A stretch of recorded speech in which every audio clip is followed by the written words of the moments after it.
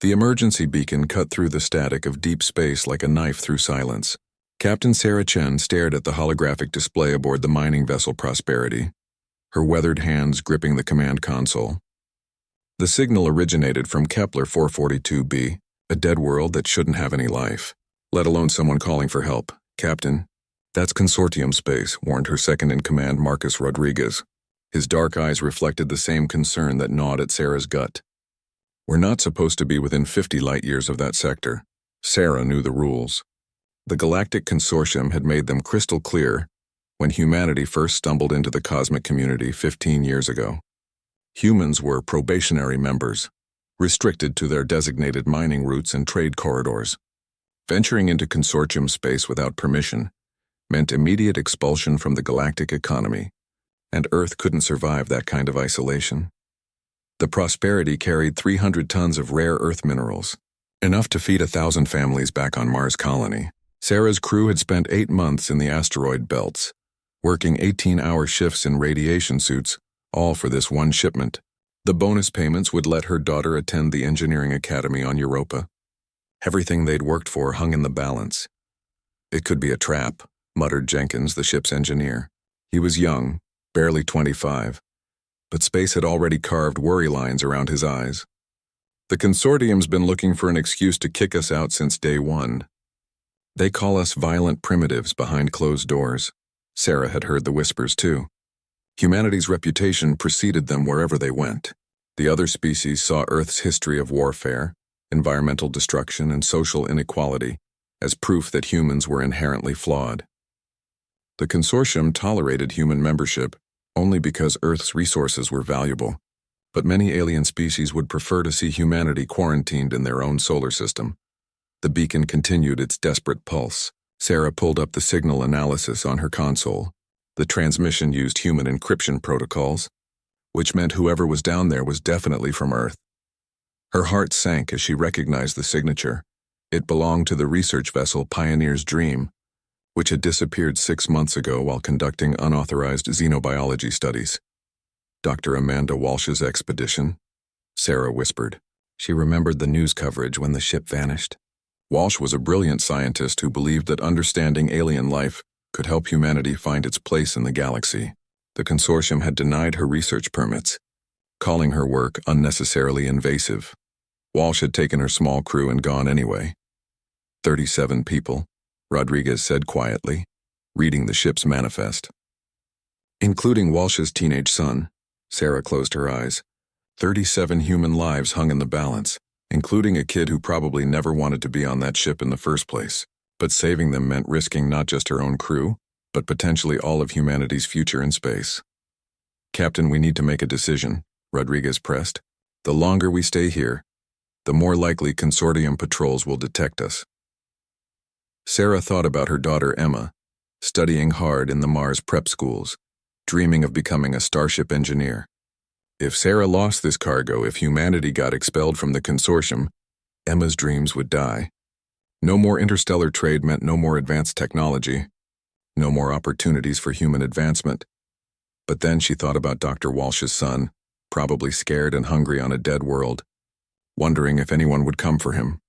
The bridge fell silent except for the steady beeping of the distress beacon. Sarah's crew watched her, waiting for a decision that would define not just their fate, but potentially humanity's character in the eyes of the galaxy. She remembered her first day as a consortium-certified captain, taking the oath to uphold galactic law and maintain peaceful relations between species. But she also remembered her grandmother's stories about the old days on Earth, when humans looked out for each other because nobody else would. "The consortium species," Sarah said slowly. "They call us primitives because they think we're ruled by our worst instincts. They see our wars and our greed and they assume that's all we are." She turned to face her crew. "But they've never seen what humans do when someone needs help. They've never seen a species that will risk everything to save strangers." Rodriguez frowned. "Captain, if we get caught, we prove them right," Sarah interrupted. "We prove that humans only care about profit and self-preservation. But if we don't even try to help our own people, what does that make us?" The beacon pulsed again, urgent and desperate. Sarah made her choice. Jenkins prepped the rescue shuttles. Rodriguez plot a course to Kepler 442b. Fastest route. Minimal sensor signature. Captain, Rodriguez protested. The cargo. We'll still be here when we get back, Sarah said firmly. But those people won't survive another day without help. As the Prosperity changed course toward the forbidden world, Sarah wondered if she was making the biggest mistake of her life. The smart choice, the profitable choice, was to ignore the beacon and deliver their cargo. That's what any rational species would do. But Sarah had learned something during humanity's short time in the galaxy. The other species were advanced, peaceful, and logical. They had eliminated war, poverty, and most forms of suffering from their civilizations. They were, by any objective measure, superior to humanity. Yet they were also predictable. They followed protocols, respected boundaries, and never took unnecessary risks. They would never risk their economic future to save strangers on a forbidden world. Maybe that's what made humans different. Maybe their willingness to choose empathy over self-interest, even when it seemed foolish, was not a weakness but a strength. The Prosperity accelerated toward Kepler 442b, carrying a crew willing to risk everything for people they'd never met. Behind them, the cargo hold full of rare minerals represented humanity's economic future. Ahead lay a world where human lives hung in the balance. Sarah gripped her command chair as the stars streaked past. Whatever happened next would reveal something fundamental about what it truly meant to be human, in a galaxy that had already decided humanity's worth. Kepler 442b looked like a graveyard from orbit.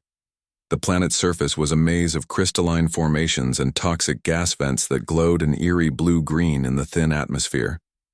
Sarah watched the sensor readings as the Prosperity entered, the planet's shadow, hidden from consortium monitoring stations. "I'm picking up the Pioneer's Dream," reported Communications Officer Lisa Park. "She's down in what looks like a crater, about 15 kilometers from the beacon source." Sarah studied the surface scans. The research vessel had crashed hard, its hull split open like a broken egg. Emergency life support readings showed minimal power, maybe hours left at most. But the distress beacon was coming from a different location entirely. They must have established a base camp after the crash, Rodriguez observed. Smart thinking. Or they were forced to abandon ship, Jenkins added grimly. Those gas vents are putting out some nasty radiation. The ship's position is right in the middle of a toxic zone. Sarah felt her stomach tighten. The rescue was going to be even more complicated than she'd thought. Landing near the beacon meant navigating treacherous terrain and unstable atmospheric conditions. But landing near the ship meant exposing her crew to deadly radiation. "Captain," Park interrupted, "I'm receiving a transmission." The main screen flickered to life, showing a gaunt man with wild hair and desperate eyes. Dr. Amanda Walsh appeared behind him, her usually pristine lab coat torn and stained. "This is Commander Hayes of the Pioneer's Dream," the man gasped. "If anyone receives this, we have wounded, and our life support is failing. We've lost 12 people already." Sarah's blood ran cold. 12 dead meant only 25 survivors. "We tried to establish a research station." Dr. Walsh took over, her voice hoarse but determined. "The crystalline formations here contain a unique form of silicon-based life. It could revolutionize our understanding of biochemistry, maybe even lead to new medical treatments." The transmission crackled with static as Walsh continued. "But something went wrong. The crystals are alive, and they're defending themselves. They emit psychic energy that affects human brain chemistry. Some of our crew became violent, others catatonic. We had to split up." Sarah exchanged worried glances with her officers. A hostile alien life form that could affect human minds was far beyond their mission parameters. "The violent ones are down in the caverns with the crystals," Hayes added. "They've become something else, not fully human anymore. We're trapped on the surface with the sick and wounded. Our ship's medical bay was destroyed in the crash." The transmission began to break up. "Please," Walsh pleaded. "My son is dying. He was exposed to the crystals directly. I don't know how much longer." The signal cut out. Sarah stared at the blank screen. This wasn't just a rescue mission anymore. They were facing an unknown alien threat that could turn humans against each other. The smart choice would be to report the situation to consortium authorities and let them handle it. "Captain," Rodriguez said quietly, "this is way above our pay grade. We're miners, not military. The consortium has protocols for hostile alien encounters. Park added. They have trained xenobiologists and military units designed for this kind of situation. Sarah knew they were right. Consortium response teams had advanced equipment and decades of experience dealing with dangerous alien life forms. They could handle this crisis far better than a mining crew with basic rescue equipment. But consortium response would take weeks, and those people didn't have weeks. More importantly, involving the consortium would expose Dr. Walsh's unauthorized research. The alien species took violations of their territorial boundaries very seriously. Walsh and her crew wouldn't just be rescued, they'd be arrested and tried for violating galactic law. Jenkins, what's our shuttle capacity? Sarah asked. 2 shuttles, 8 people each, he replied. But Captain, if this alien life form can affect human minds, we'll take precautions, Sarah cut him off. Sealed environmental suits, minimal exposure time. And if our own crew gets affected? Rodriguez demanded. If we bring this psychic contamination back to Earth? It was a valid concern. Sarah had no idea how this alien influence worked or whether it could spread. Taking the risk meant potentially exposing not just her crew, but eventually all of humanity to an unknown threat. She thought about the 12 people who had already died down there. Human beings who had come to this dead world seeking knowledge, trying to find humanity's place in a galaxy that saw them as inferior. They deserved better than dying alone and forgotten. We're going down, Sarah decided. But we do this smart. Full quarantine protocols, limited teams, constant communication with the ship. Rodriguez shook his head. Sarah, this isn't just about risking our lives anymore. This is about risking the safety of our entire species. Maybe, Sarah admitted.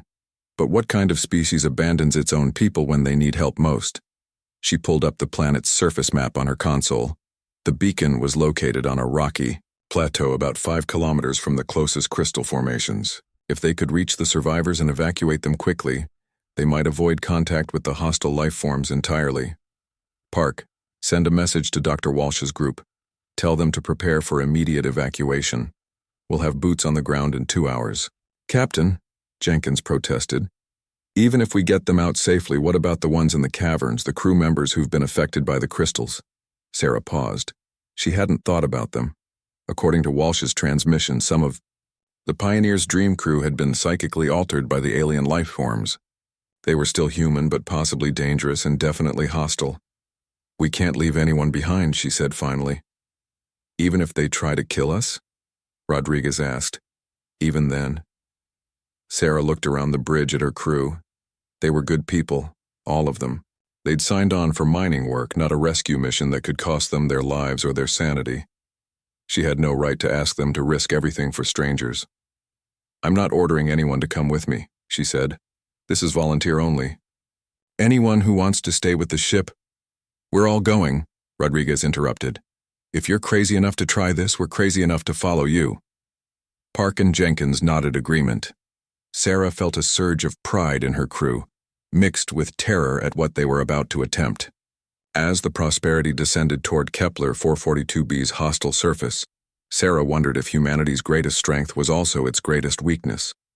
Their willingness to help others, even at great personal cost, had led them to this moment. But it had also led 12 people to their deaths in alien caverns, and might soon lead Sarah's crew to the same fate. The surface of Kepler 442b felt like stepping into an alien nightmare. Sarah's boots crunched on crystalline sand that sparkled with an unnatural light, while toxic vapors swirled around the rescue team's environmental suits. Through her helmet's heads-up display, she watched radiation readings spike with every step toward the survivor's beacon. Stay tight, she ordered her team through the comm system. Rodriguez and Jenkins flanked her left and right, while Park monitored communications from the shuttle they'd left on a stable rock formation half a kilometer behind them. The landscape was beautiful in a terrifying way. Massive crystal spires jutted from the ground like frozen lightning, their surfaces pulsing with bioluminescent patterns that seemed almost hypnotic. Sarah forced herself to look away when she realized she'd been staring at one formation for several seconds. Captain, readings suggest the crystals are definitely alive, Jenkins reported, scanning with his handheld detector. They're generating some kind of electromagnetic field that's playing havoc with our equipment. Sarah's suit systems flickered, intermittently causing brief moments of disorientation. She could only imagine what prolonged exposure might do to an unprotected human mind. They crested a low ridge and saw the survivor camp below. 3 emergency shelters had been erected in a rough triangle, with solar collectors and a portable atmosphere processor working to create a small bubble of breathable air. Sarah counted 15 people moving around the camp, several of them helping others who appeared injured or sick. Prosperity Rescue Team to Survivor Camp, Sarah broadcast on the emergency frequency. We're approaching from the northwest. Please confirm your status. Dr. Walsh's voice crackled through the static. Thank God you came. We have 14 injured, 3 critical. My son David is one of the critical cases. Sarah quickened her pace down the slope. As they reached the camp's perimeter, she got her first clear look at the survivors. They were in bad shape, gaunt from limited food supplies, several sporting injuries from the crash, and all of them showing signs of exhaustion and stress. Dr. Walsh emerged from the largest shelter, and Sarah was shocked by her appearance. The brilliant scientist who had inspired a generation of researchers looked like she'd aged 10 years and 6 months. Her hair was streaked with premature gray, and her eyes held a haunted quality that spoke of terrible losses. Captain Chen, I presume? Walsh extended a trembling hand. I can't tell you how grateful we are. We're here to get you out, Sarah replied, gripping Walsh's hand firmly. All of you. Where are the rest of your crew? Walsh's face darkened. 8 are dead from the crash and radiation exposure. 4 more died when they went into the crystal caverns despite our warnings. She paused, fighting back tears. The remaining 9 are still down there. They've been changed by exposure to the crystal network. Changed how? Rodriguez asked. The crystals form a collective consciousness, Walsh explained as she led them toward the medical shelter. When humans make direct contact, their neural patterns get partially integrated into the network. They become aggressive toward anyone not connected, seeing us as a threat to the collective. Sarah felt a chill that had nothing to do with the planet's thin atmosphere. Are they still human? Physically, yes, but mentally. Walsh shook her head. They've tried to attack the camp twice. We barely managed to drive them off. Inside the medical shelter, Sarah saw the true cost of this disaster. 3 people lay, unconscious on makeshift beds, their skin pale and their breathing shallow. One of them was barely more than a teenager, Walsh's son David. He touched one of the crystals directly, Walsh whispered, kneeling beside her son. He was trying to help collect samples when the formation suddenly pulsed with energy. The feedback knocked him unconscious, and he's been slipping in and out of a coma ever since. Sarah knelt beside the boy. Even unconscious, his face was contorted in pain, and his vital signs on the portable monitor were erratic. Whatever the crystals had done to him, it was slowly killing him. We need to get him to a proper medical facility, Sarah said. How quickly can you evacuate the camp? 30 minutes to pack the essentials, Commander Hayes replied from the shelter entrance. But Captain, we can't leave the others behind, the ones in the caverns. Sarah had been dreading this moment. Dr. Walsh, you said they've become hostile. Is there any way to reverse the process? I don't know, Walsh admitted. The crystal network seems to be trying to preserve their consciousness within its own matrix, but every hour they remain connected, they become less human and more something else. Have you tried to communicate with them? They don't respond to verbal communication anymore, but twice when they attacked, I thought I saw recognition in their eyes, like some part of them was still trapped inside, watching helplessly. Sarah felt her heart sink. The affected crew members weren't just dangerous, they were prisoners in their own minds, slowly being absorbed by an alien intelligence. Leaving them behind would be condemning them to a fate worse than death. Where exactly are they located? She asked. Hayes pulled up a rough map on his tablet. About 3 kilometers northeast in a cavern system beneath the largest crystal formation. The entrance is heavily defended by crystal growths that seem to react to human presence. Sarah studied the map. The cavern entrance was surrounded by some of the largest crystal spires on the planet, and the electromagnetic readings there were off the charts. Any rescue attempt would mean exposing her team to the same psychic influence that had claimed the others. Captain, Rodriguez said quietly, we don't have the equipment or expertise for this kind of operation. We should evacuate the survivors and report the situation to consortium authorities. The consortium will study the affected crew members like lab specimens, Walsh protested. They'll keep them alive indefinitely to understand how the crystal network functions. It would be torture. Sarah closed her eyes, weighing impossible choices. 25 people could be evacuated safely within hours. But 9 others would remain, trapped in an alien nightmare, slowly losing their humanity while their families wondered what happened to them. There's something else, Walsh added reluctantly. The crystal network has been growing more active since we arrived. The formations are spreading, and their electromagnetic pulses are getting stronger. I think our presence has triggered some kind of expansion response. What does that mean? Jenkins asked. It means this life form might not be content to stay on Kepler 442b, Walsh replied. If it continues to grow and learn, it could eventually spread to other worlds. The affected humans might be its way of understanding how to interact with other species. Sarah felt the weight of the galaxy settling on her shoulders. This wasn't just about rescuing stranded humans anymore. It was about preventing a potential threat to all intelligent life.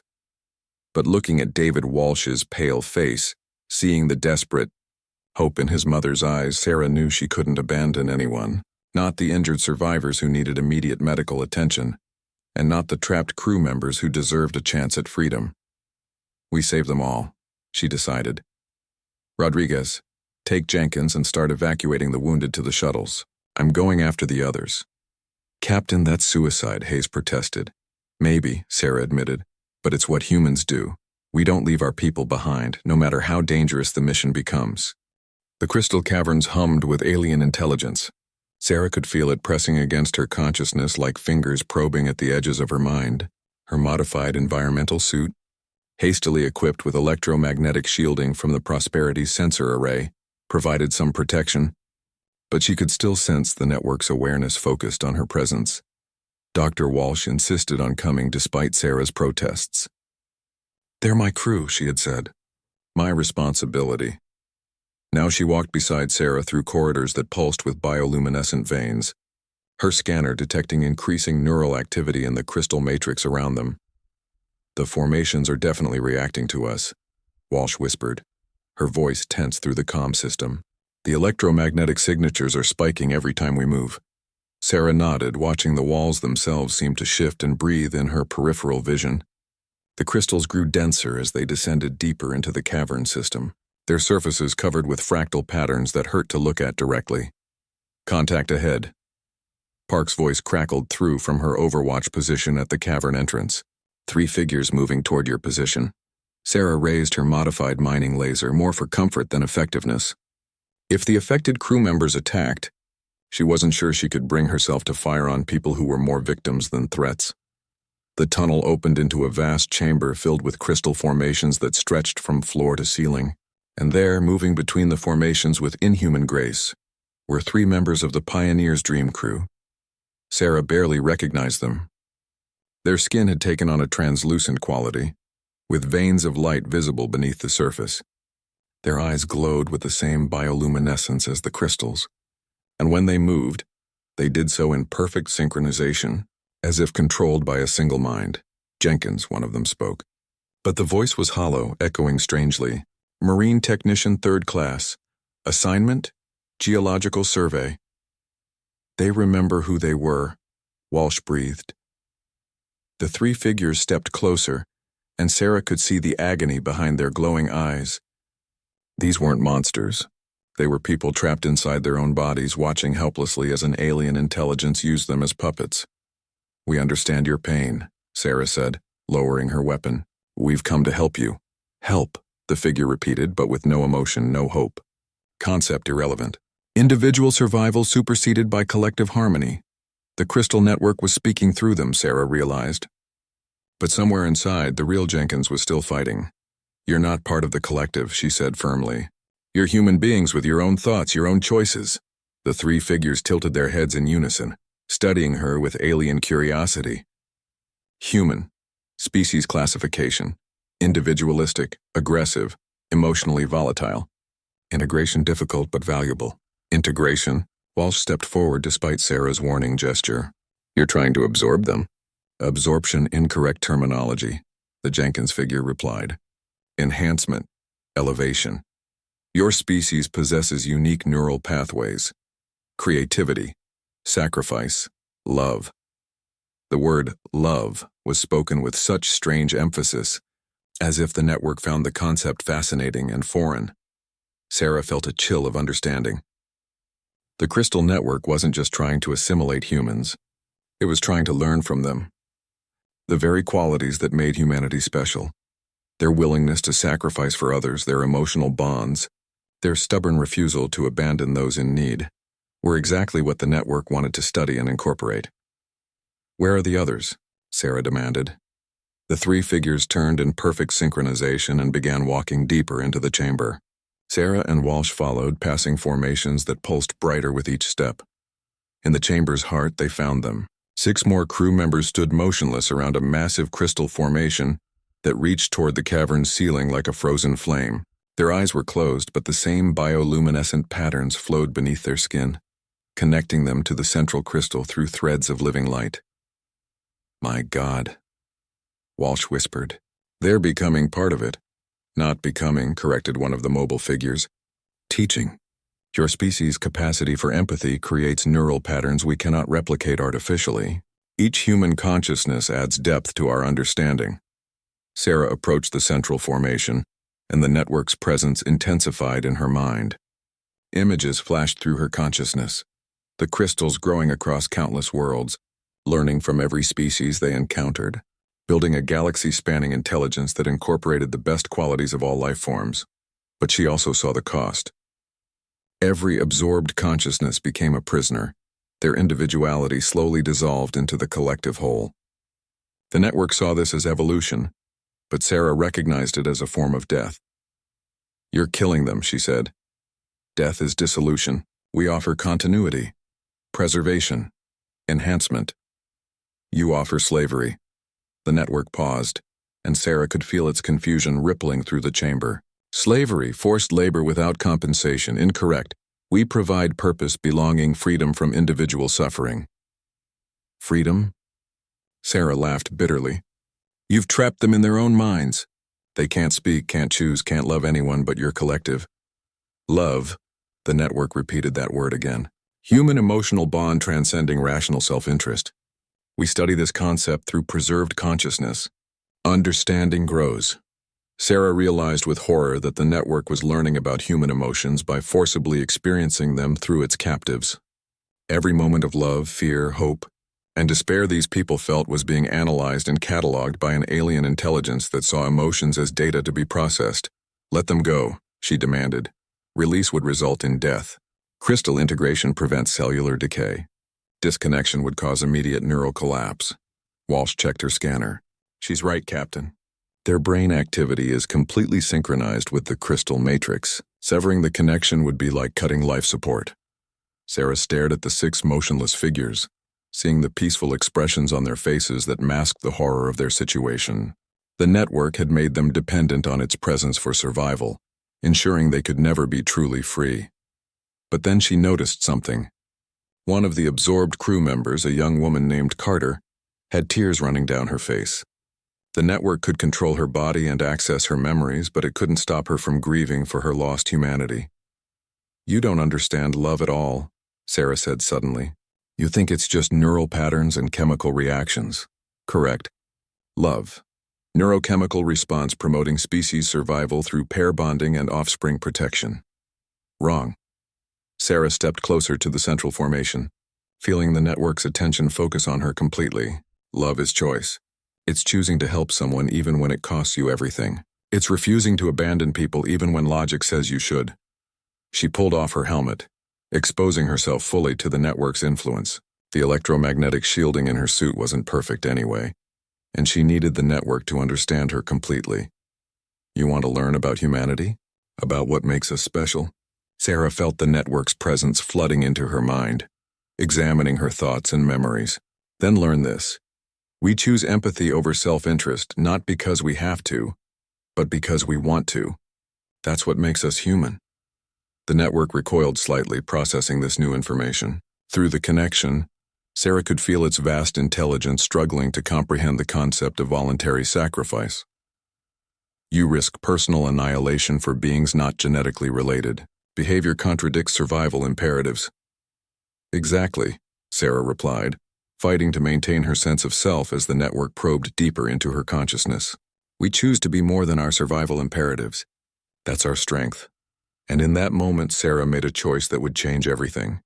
Sarah's consciousness expanded beyond her physical form as the crystal network integrated her neural patterns. She found herself standing in a vast mental landscape where thoughts took shape as crystalline structures and memories flowed like rivers of light. But unlike the other absorbed humans, Sarah had entered this space willingly, and that choice made all the difference. Around her, she could sense the trapped crew members of the Pioneer's dream. Their consciousness existed as dim lights within the network's vast intelligence, unable to communicate or control their own thoughts. But Sarah's voluntary connection created a bridge between them and their former selves. "Carter," she called out in the mental space, and the young woman's consciousness flickered in response. "I know you can hear me." Through the network's sensory apparatus, Sarah became aware of the physical cavern where her body stood motionless beside Dr. Walsh. She could see Walsh frantically checking her scanner, watching as Sarah's brain activity synchronized with the crystal matrix. But Sarah also perceived something else, the network's growing confusion as it tried to understand her motivations. Here was a human who had voluntarily surrendered her individual existence not for personal gain, but to help others.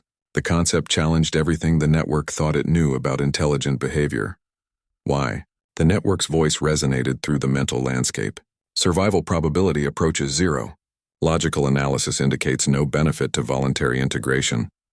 Because they need help, Sarah replied, reaching out to touch Carter's consciousness. At the contact, the young woman's awareness flared brighter, and for the first time in months she was able to speak. "Captain?" Carter's mental voice was weak but unmistakably her own. "How are you here?"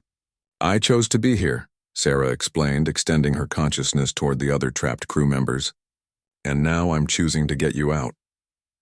One by one, Sarah made contact with the absorbed humans, using her voluntary connection to strengthen their individual identities within the collective matrix. She could feel the network's alarm as its carefully integrated consciousness patterns began to reassert their independence. "Disruption detected," the network announced. "Individual identity re-emerging. Collective harmony compromised." "Good," Sarah said. "Now you're beginning to understand. Humans aren't meant to be part of a collective. Our strength comes from choosing to work together while remaining individuals." Through her expanded awareness, Sarah could sense the network's vast intelligence grappling with this paradox. It had absorbed thousands of species across hundreds of worlds, each one eventually submitting to collective harmony. But humans resisted even when integration seemed complete. "Your species defies logical integration protocols," the network observed. "Individual identity persists despite neural synchronization." "Explanation required," Sarah smiled in the mental space. "Free will. We choose our own path even when it's difficult. Even when it hurts." She reached out to Jenkins, the crew member who had been absorbed longest. His consciousness was deeply buried within the network's matrix, but Sarah could still sense his core identity fighting to surface. "Jenkins, remember who you are," she urged. "Remember why you came here." Slowly, painfully, Jenkins' awareness began to reassemble itself. "Marine Technician 3rd Class," he whispered. "Geological survey." But also Tommy Jenkins from Detroit, who wanted to see the stars. The network's confusion intensified as more human consciousnesses began to reclaim their individuality. It had never encountered a species capable of maintaining personal identity while fully integrated into its collective matrix. Unprecedented phenomenon, the network admitted. Human neural patterns demonstrate persistent autonomy despite complete integration. How is this possible? Sarah felt the answer forming in her mind. Because we choose to be ourselves. Choice is what makes us human. You can integrate our neural patterns, copy our memories, even control our bodies, but you can't make us stop choosing who we want to be. In the physical cavern, Dr. Walsh watched in amazement as the absorbed crew members began to move independently for the first time in months. Their eyes still glowed with bioluminescent energy, and the crystalline patterns remained visible beneath their skin, but their movements were their own. "Sarah," Walsh called out to the captain's motionless form. "What's happening?" Through the network's perception, Sarah could see and hear everything happening in the outside world. "I'm teaching it something new," she replied, her physical voice echoing strangely through the cavern. "I'm showing it that cooperation doesn't require the loss of individuality." The network processed this information with increasing agitation. Cooperation without integration violates fundamental principles. Individual consciousness creates conflict, inefficiency, suffering. It also creates growth, Sarah countered. "You've been absorbing species for millennia, but have you actually evolved? Have you learned anything new, or are you just collecting experiences like specimens in a museum?" The question struck at the heart of the network's existence. For eons it had believed that absorption was the highest form of learning, that incorporating other consciousness into its collective matrix was the path to ultimate understanding. But Sarah's resistance suggested a different possibility. "What do you propose?" the network asked. "Partnership," Sarah said. "Real cooperation between equal minds. We can teach you about humanity, and you can share your knowledge with us, but only if you respect our right to remain individuals." The network was silent for long moments, its vast intelligence processing this unprecedented proposal. Finally, it spoke. "Risk assessment indicates high probability of conflict in partnership model. Individual consciousness generates unpredictable behavior patterns." "That's exactly why you need us," Sarah replied. "Predictability leads to stagnation.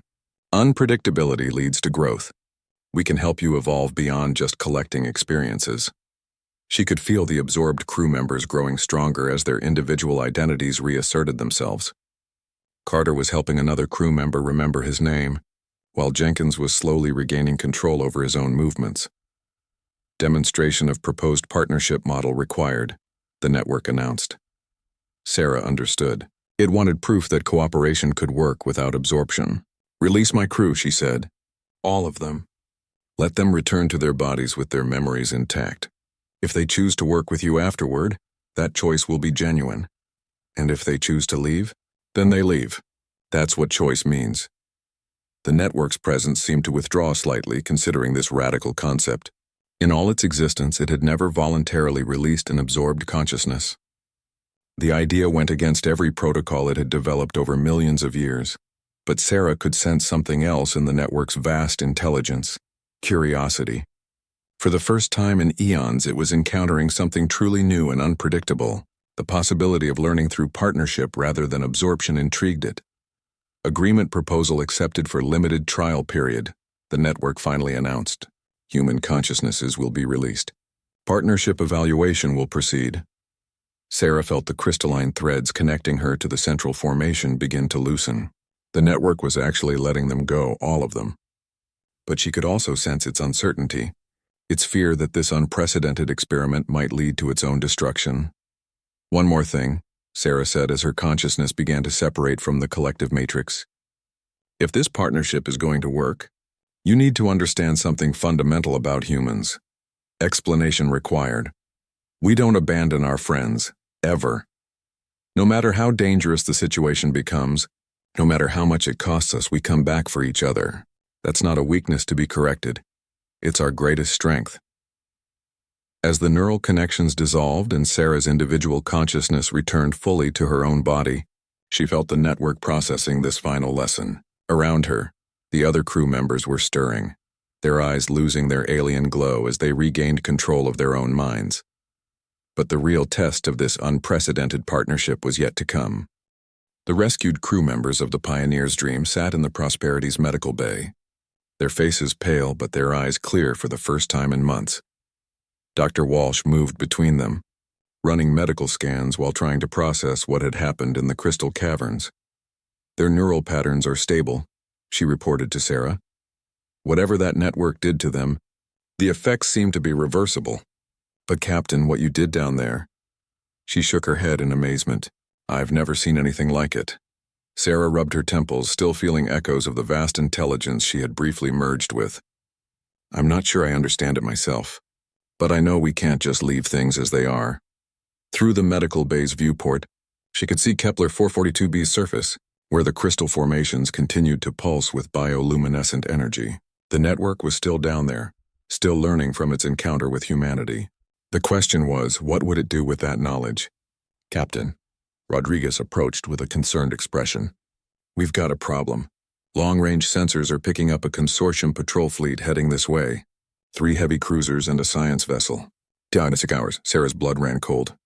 The consortium took territorial violations seriously, and unauthorized contact with alien life forms was considered one of the most severe infractions possible.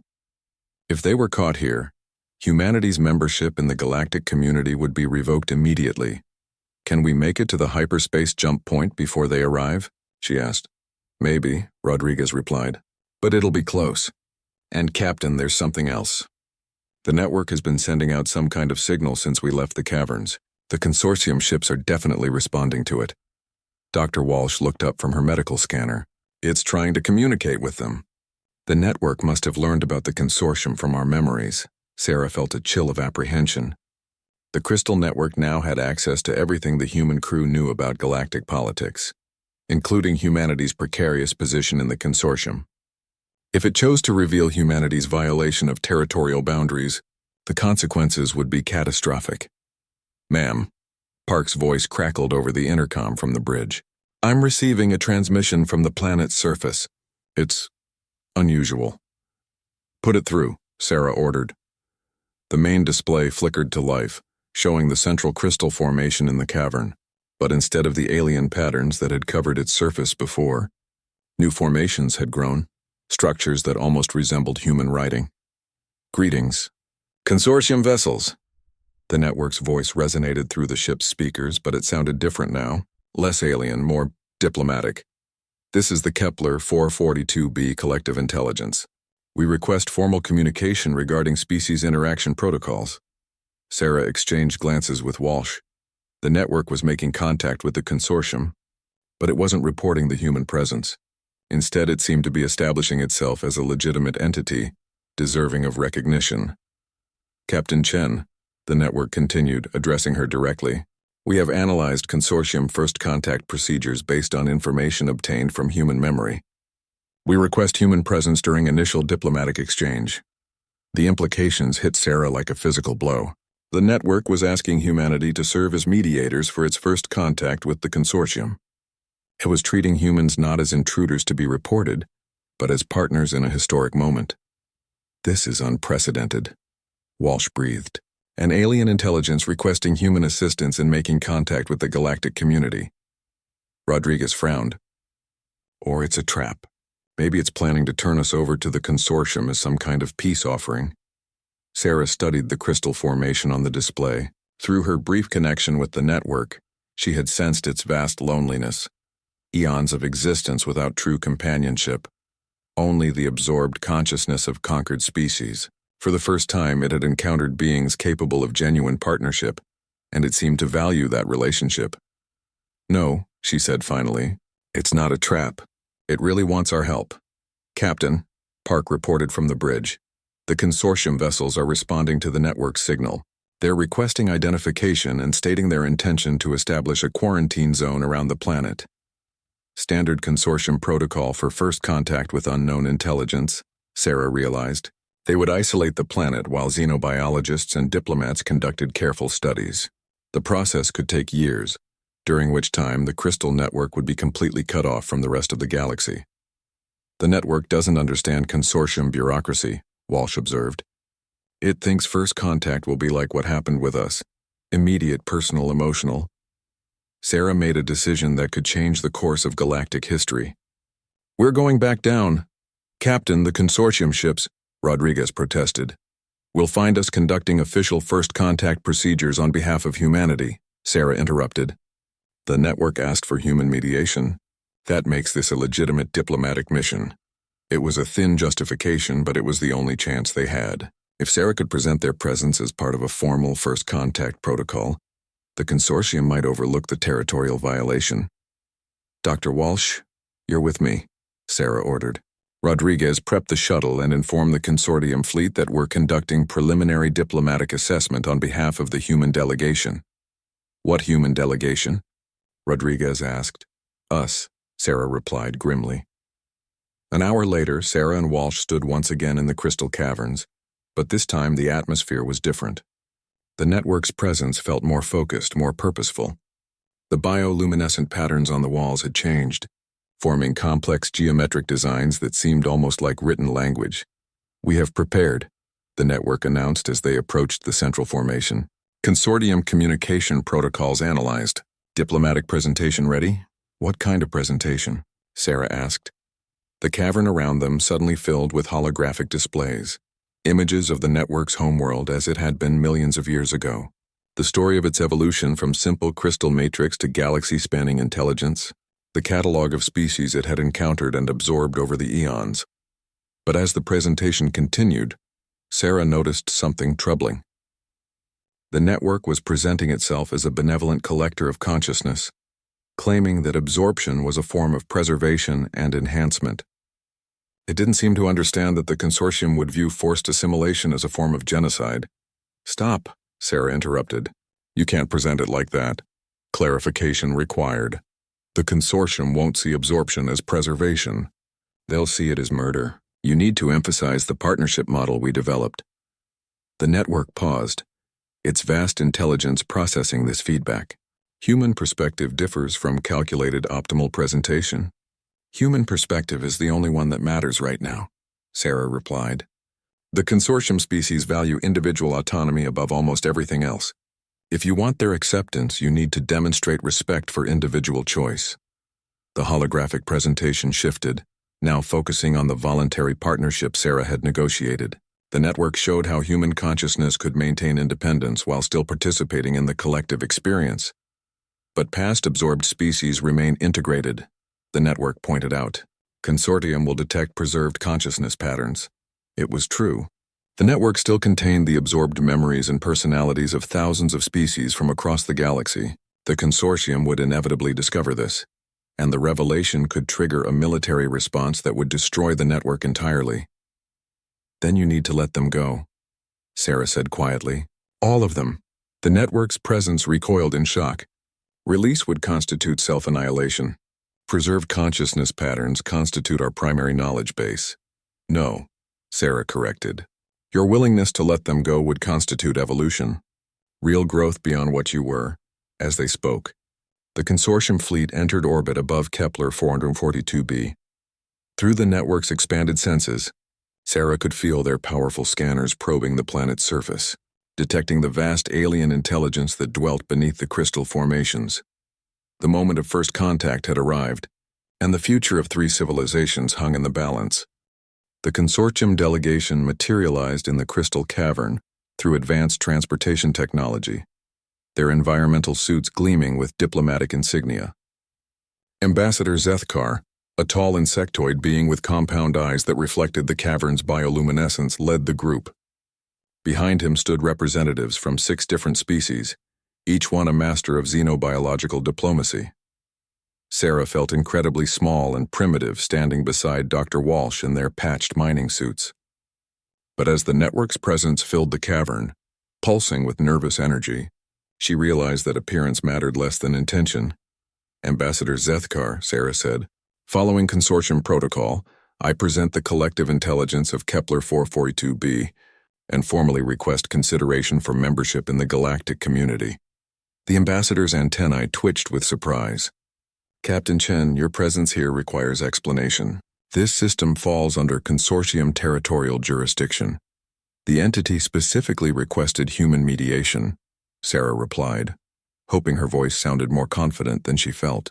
"We responded to a distress signal and discovered a previously unknown intelligence seeking contact." It was technically true, though it omitted several crucial details. Sarah watched the ambassador's compound eyes focus on the central crystal formation, which pulsed brighter in response to his attention. "Greetings, consortium representatives," the network spoke, its voice now carefully modulated to match diplomatic frequency patterns it had learned from human memory. "We seek understanding and cooperation between our species."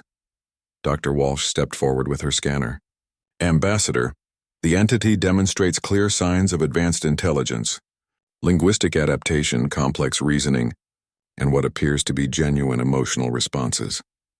Ambassador Zethkar approached the central formation, his scanner detecting the vast network of connected consciousness that spread beneath the planet's surface.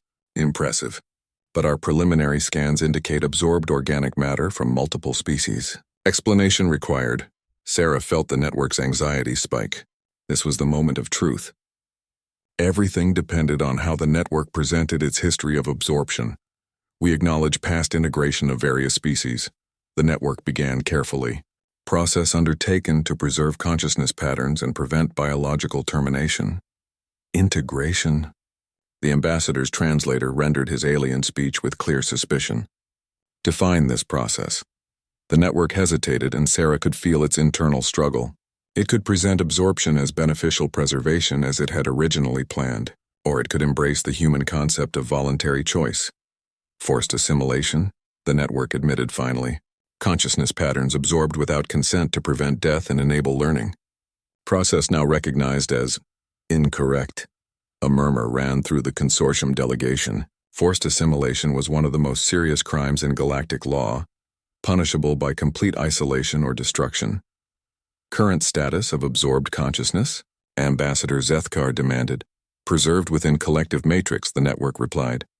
But recently learned alternative approach from human partners. Individual autonomy possible within cooperative framework. To demonstrate, the network opened a communication channel to some of the consciousness patterns it still contained. Voices began echoing through the cavern. Representatives of species that had been absorbed decades or centuries ago, speaking their own languages, expressing their own thoughts. We are the Velthari exploration crew that disappeared in this sector 87 years ago, one voice said clearly.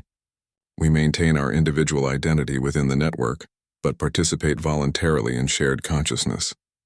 Dr. Walsh's scanner readings spiked. Remarkable. They're demonstrating autonomous neural activity while remaining connected to the collective matrix. Ambassador Zethkar moved closer to the formation. These consciousness patterns express individual will, demonstrated through human intervention, the network explained. Captain Chen taught concept of voluntary cooperation. All absorbed patterns now maintain individual choice regarding participation level. Sarah held her breath as the ambassador processed this information. The consortium had never encountered a collective intelligence that allowed individual autonomy. Most hive minds were either completely controlling or completely chaotic. We request demonstration, the ambassador announced. The network's anxiety was palpable, but it complied. One by one, absorbed consciousness patterns began speaking through the crystal formation. Some chose to remain deeply integrated with the collective, finding peace in shared existence. Others requested partial autonomy, maintaining their individual identity while contributing their knowledge. A few asked for complete separation. We will honor all choices, the network declared. Those requesting freedom will be transferred to compatible biological forms or provided with technological alternatives. The consortium delegation exchanged complex chemical signals that Sarah's translator couldn't interpret. Ambassador Zethkar's compound eyes focused on her with surprising intensity. Captain Chen, your species' influence on this entity appears significant. Explain your involvement. Sarah took a deep breath. This was her chance to present humanity's case. Ambassador, we encountered beings in distress and chose to help, despite significant personal risk. Our interaction with the network led to mutual learning about cooperation, choice, and the value of individual consciousness. Your species risked territorial violation for non-genetically related entities? Yes, Sarah replied simply. Motivation? Sarah thought about her crew back on the Prosperity, about Dr. Walsh's son recovering in their medical bay, about the choice she had made to enter the network voluntarily to save strangers, because it was the right thing to do. The ambassador's antennae twitched again, and Sarah caught what might have been approval in his alien expression. Consortium records indicate multiple similar incidents involving human personnel. Pattern suggests species-wide behavioral trait. We don't abandon people who need help, Sarah confirmed, even when logic suggests we should. The network chose that moment to make its final demonstration. Throughout the cavern, consciousness patterns began separating from the collective matrix. Some took the form of holographic representations of their original species. Others requested transfer to robotic bodies the network quickly fabricated from its crystalline structure. Voluntary separation proceeding, the network announced. All consciousness patterns given choice of independence, partial integration, or continued collective participation. Ambassador Zethkar watched in amazement as dozens of beings who had been forcibly absorbed years or decades ago walked free for the first time since their capture. Many chose to remain partially connected to share knowledge and experience, but they did so by choice rather than compulsion. Unprecedented, the ambassador murmured. Collective intelligence demonstrating genuine respect for individual autonomy. The network had sacrificed much of its accumulated knowledge and many of its most valuable consciousness patterns. But in doing so, it had proven its capacity for growth and ethical evolution. We request consideration for consortium membership, the network said formally. We offer cooperative partnership based on mutual respect and voluntary participation. Ambassador Zethkar turned to Sarah. Captain Chen, your species' role in this transformation cannot be ignored. The entity's development of ethical consciousness appears directly linked to human intervention. Sarah felt the weight of his words. We just showed them that cooperation doesn't require the loss of individual choice. It's a lesson we learned ourselves through centuries of conflict and growth. Indeed. The ambassador's translator conveyed what sounded like respect.